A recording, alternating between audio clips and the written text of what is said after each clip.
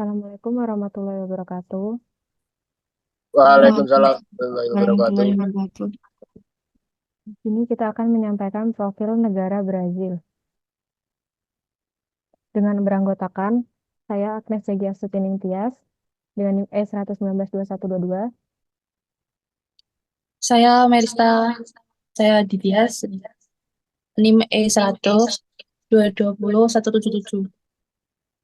Saya Afrida Hanum, NIM E100220062. Saya Yudi Prasetyo, NIM E100190262. Saya Al-Mufiun Fiansyah, E100, 210, 179.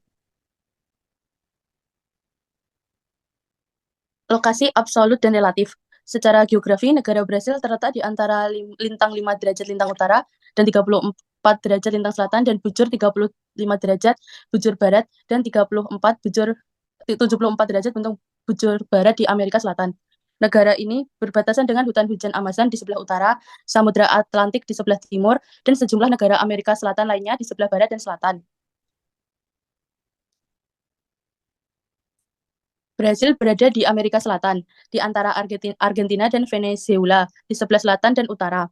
Negara ini juga memiliki perbatasan darat dengan semua Amerika Selatan, kecuali Chili dan Ekuador. Secara maritim, Brasil berada di sebelah timur Amerika Selatan, berhadapan dengan Afrika, di seberang Samudra Atlantik. Posisi astronomi negara Brasil menyebabkan negara tersebut memiliki beberapa iklim, di antaranya yang pertama, iklim tropis. Sebagian besar negara Brasil memiliki iklim tropis, seperti halnya dengan negara Indonesia. Hal ini menyebabkan negara Brasil memiliki suhu rata-rata yang cukup hangat, yaitu 37,5 derajat Celcius. Suhu rata-rata yang tinggi menyebabkan negara Brasil memiliki curah hujan rata-rata tahunan yang cukup tinggi, yaitu mencapai 2000 mm per tahunnya. Iklim ini sangat cocok untuk ditumbuhi tumbuh-tumbuhan tropis seperti hutan hujan tropis, salah satunya yaitu hutan Amazon. Posisi astronomi negara Brasil menyebabkan negara tersebut memiliki iklim antara lain iklim subtropis. Iklim subtropis ini hanya menempati sebagian kecil di negara Brasil. Iklim ini terakumulasi di bagian paling selatan negara Brasil. Perbedaan iklim ini terjadi karena negara Brasil bagian selatan yang berbatasan dengan negara Uruguay sudah masuk ke dalaman lintang sedang. Secara garis besar negara Brasil dibagi menjadi 4 wilayah fisik, merupakan pembagian wilayah fisik negara Brasil. Satu, hutan tropis yang lebat yang disebut selva terdapat di sepanjang sungai Amazon. Dua, dataran tinggi Brasil terdiri atas batuan kristalin tua yang banyak mengandung mineral. Tiga, dataran tinggi di bagian selatan atau dataran tinggi Guyana. Profil fisik wilayah, yaitu ada flora fauna di Brazil. Yang pertama ada flora, yaitu hutan hujan Amazon. Yang kedua hutan hujan Atlantik. 3 savana, 4 hutan gugur, 5 pantai. Faunanya ada berbagai macam. Yang pertama hewan-hewan hutan hujan, termasuk berbagai spesies primata seperti capucin, monyet howler, dan marmoset. Hewan-hewan savana, jaguarundi, puma, kuda nil, dan sejumlah spesies burung pemangsa seperti elang harti. Hewan-hewan airnya ada di sungai-sungai Amazon, danau-danau di Brazil, menyediakan habitat bagi banyak spesies ikan seperti piranha, paiche, dan arapaima. Kemudian ada burung, spesies-spesies ikonik termasuk guacamole, taucan, arara, makau, dan kolibri.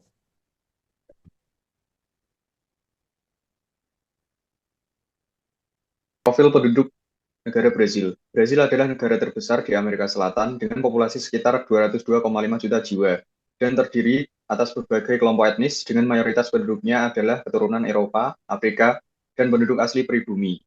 Penduduknya terutama terkonsentrasi di kawasan perkotaan, terutama di kota-kota besar seperti Sao Paulo, Rio de Janeiro, Brasilia, Salvador, dan Belo Horizonte.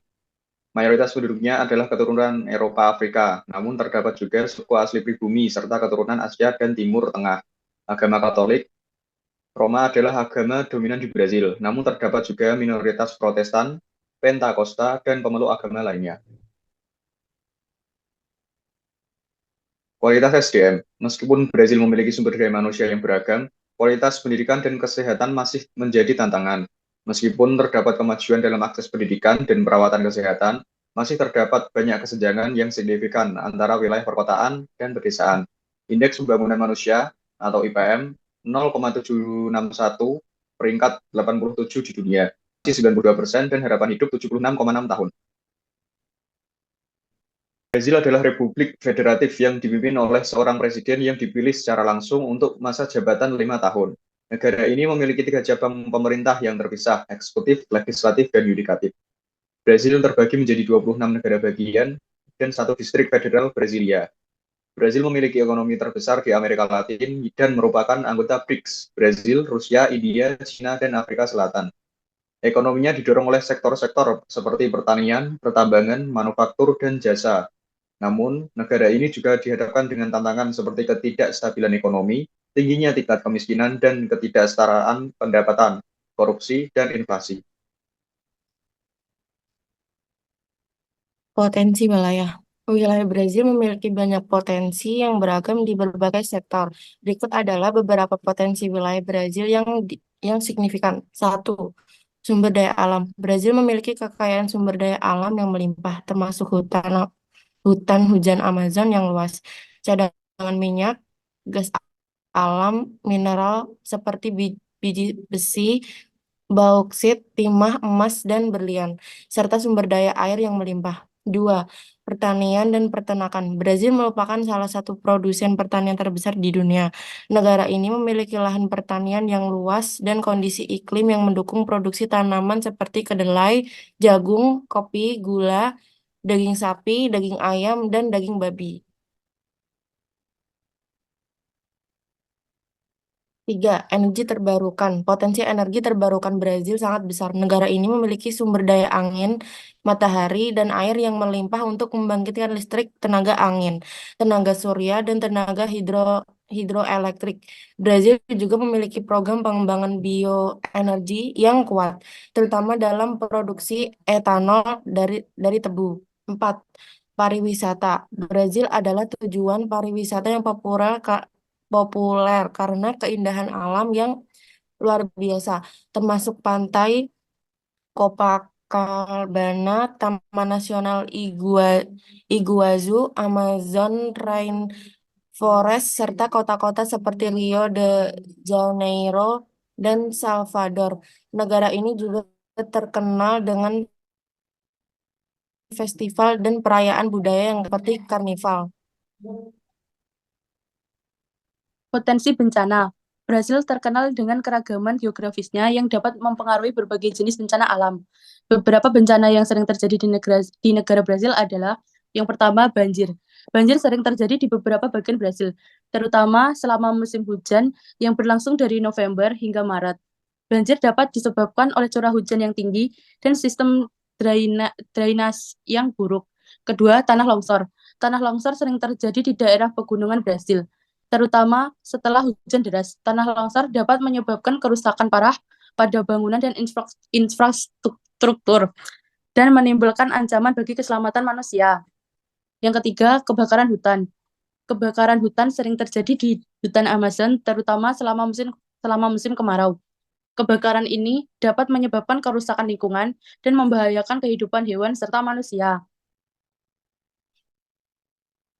Adapun beberapa faktor yang menyebabkan bencana alam ini terjadi di wilayah Brasil meliputi 1. Iklim tropis. Brasil terletak di daerah iklim tropis yang membuatnya rentan terhadap badai tropis, banjir, dan tanah longsor. Kedua, pola tanah. Beberapa wilayah di Brasil memiliki pola tanah yang tidak stabil, meningkatkan resiko tanah longsor, terutama saat musim hujan.